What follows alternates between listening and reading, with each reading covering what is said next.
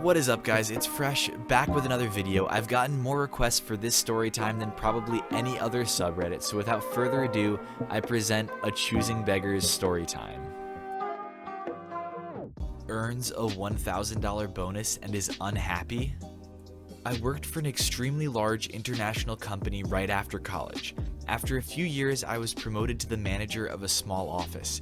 We had 3 full-time employees and 2 part-time staff.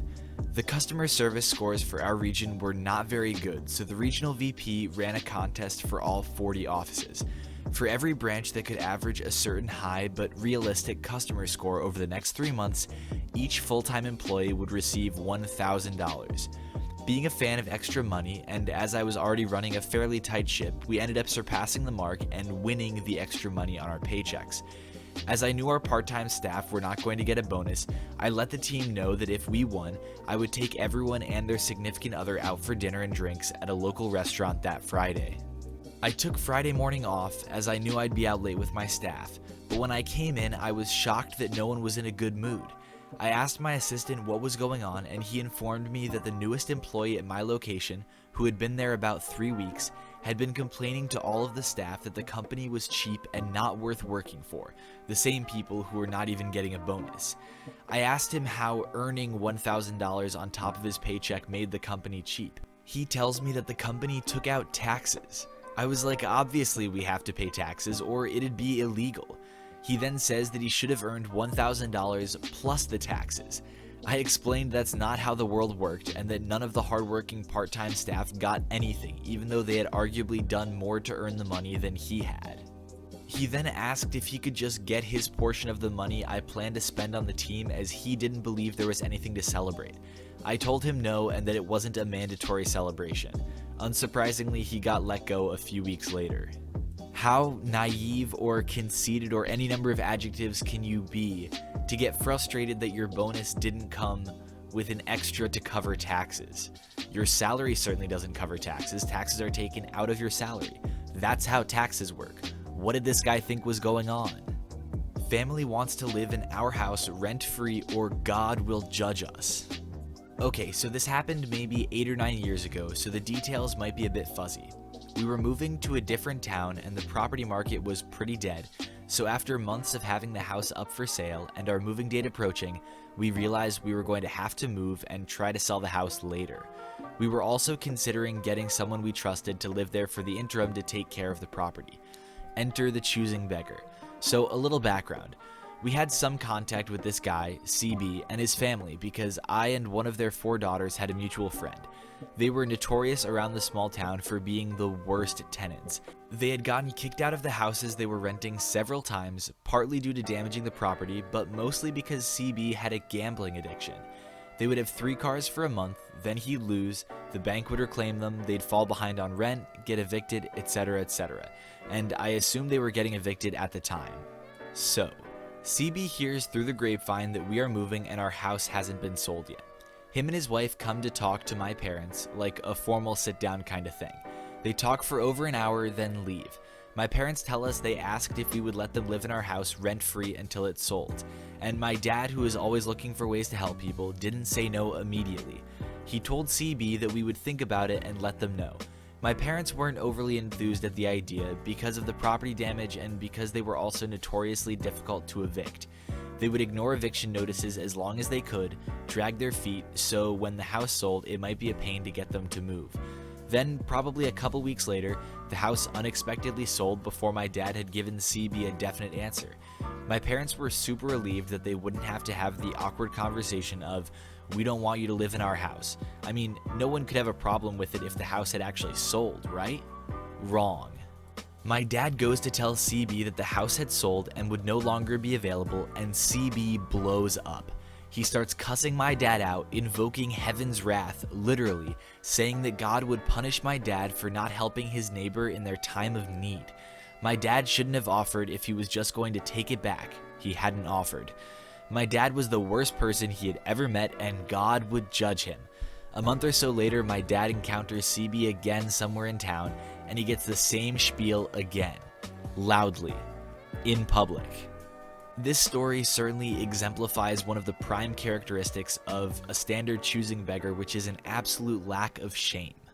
There seems to be no remorse in the actions of the choosing beggar, in this case, cussing them out, invoking religious imagery, and yelling at them in public. And along with the begging that originated all of these actions, it's very clear that they don't care what other people think about them. They don't care how their actions affect others.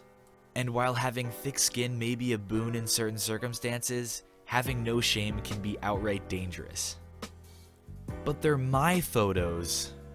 I work as a photographer to make some extra money while in college. One of my friends had mentioned the idea of me doing some senior photos for her for free. When I went home for winter break, she texted me and wanted to set up a session. I agreed to as a favor to her. I set up a date and time with her. After confirming the date, she then proceeded to change it multiple times, claiming that she kept having family emergencies or events pop up. On the day of the photo session, I showed up to our agreed upon location where we were going to meet at 3 p.m. She rolled into the parking lot around 4:15. I got nowhere near as many photos as I would have liked, seeing as the sun started to set around 4:30. During the shoot, she made sure to point out to me multiple times that she didn't want her teeth edited because it looks creepy and fake. I spent several hours importing and editing the photos for her and sent them to her. She seemed extremely happy with them. The very next day, she texted me and told me I needed to go back and re-edit the photos because there was a white line on her teeth that she didn't like. I tried to explain to her that she had told me not to touch her teeth, yet she was having none of it. As annoyed as I was, I went back and took the white line off her teeth. I sent the re-edited photos back to her and she seemed pleased with them. A few days later, she texted me wanting to know where the rest of her photos were. I had already sent her over 50 pictures. I tried to explain to her that I didn't have any more for her, especially considering that she was extremely late and it was a free session. She informed me that because they were photos of her, she had the right to them and I had to send her more. At that point, I started ignoring her and she blocked me on everything she could think of. This morning, she texted my boyfriend and told him to get the rest of her photos for her. He tried to explain to her that there were no more photos for her to have and that she already had gotten many more than she would have for a paid session, let alone a free session. After that, she got mad at him for getting in the middle of her fight with me. She's been blowing up both of our phones all day because I won't give her more photos from her free photo shoot. On another note, she also told multiple people that I'd take their photos for free. Again, back to this idea of shame, the lack of shame that these beggars have. That this college student could be so kind to lend her hours, her editing, all of this expertise toward a photo shoot, only to be berated, verbally assaulted, harassed by this woman, all because she didn't think she had received enough free photos. Free photography. Unreal. Free kid's bed isn't good enough. So this just happened a few weeks ago. Our 3-year-old daughter had grown out of her Disney princess bed and we were getting a regular full-sized bed for her. Originally, we were just going to donate the old bed, but my wife works as a home care nurse and said she had a patient who could really use the bed for her granddaughter. No problem. When the new bed came, I took the old bed apart and put all the bolts and nuts back where they had to go to make putting it back together really easy, and we put the water-resistant mattress in a big bag to keep it safe. My wife loaded up the bed in her Jeep and took it to the lady on her day off. I wasn't home when she took it, so I texted her asking how she liked the bed. She texted me back saying, "Oh, she liked it, but they were complaining the whole time that I wasn't staying to set it up for them and that I didn't bring sheets or blankets to go with it." I told her that sucked and I was sorry. No good deed goes unpunished. She said from now on we are just donating everything when the kids grow out of it unless it's for family. I tend to agree with her on that. They brought them a free bed. A free, well taken care of, partially assembled bed. Brought to them. Delivered. Also for free. And they still have things to complain about. Choosing Beggar wants to stay 3 nights and pay for 2 because reasons. So I rent out my 2-bedroom apartment in Ipanema, Rio de Janeiro for Airbnb occasionally to supplement our income whilst my husband and I stay with nearby family. We have a huge number of requests for dates around Carnival, Easter, and other Catholic holidays from Brazilians coming to the city from all around this massive country. One guy yesterday sent a request for a 2-night weekend stay with the note that as he was leaving at 6 a.m. Monday morning, could he just pay for Friday and Saturday nights, please? I said no because it's 3 nights and an extra 14 hours from Sunday checkout time of 4 people who already admitted they were coming to party, using all my things and probably breaking stuff. Happens a lot. He was fuming.